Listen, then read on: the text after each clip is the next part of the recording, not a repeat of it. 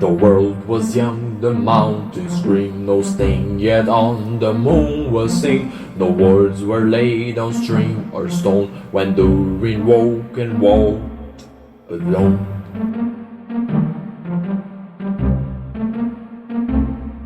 He named the nameless hills and dells, he drank from yet untasted wells. He stooped and looked in mirror, and saw a crown of stars appear, as gems upon a silver thread, above the shadow of his head. The world was fair, the mountains tall, in elder days before the fall of mighty kings in Argon throned, and Gondolin, who now beyond the western seas have passed away. The world was fair in Durin's day.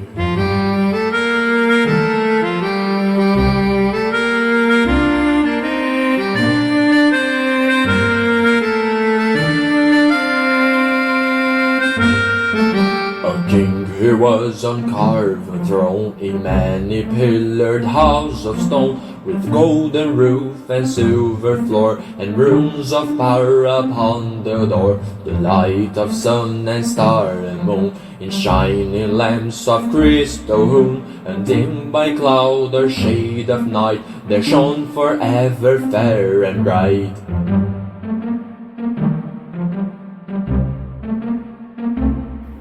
Their hammer on the anvil smote, their chisel clove and gravel wrought, their forge was blade and bound was hilt, the delver mined the mason built, their barrel pearl and opal built, and met the wrath like fishes smelt.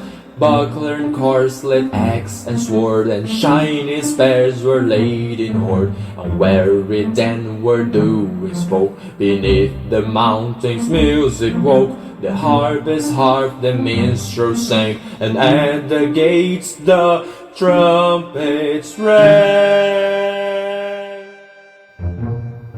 The world is grey, the mountains old, the forge's fire is ash and cold. No harp is rung, no hammer falls, the darkness dwells in Durin's halls. The shadow lies upon his tomb, in Moria, in Khazad-dûm, but still the sunken stars appear, in dark and windless Mirror. There lies his crown in water deep, till Durin wakes again from sleep.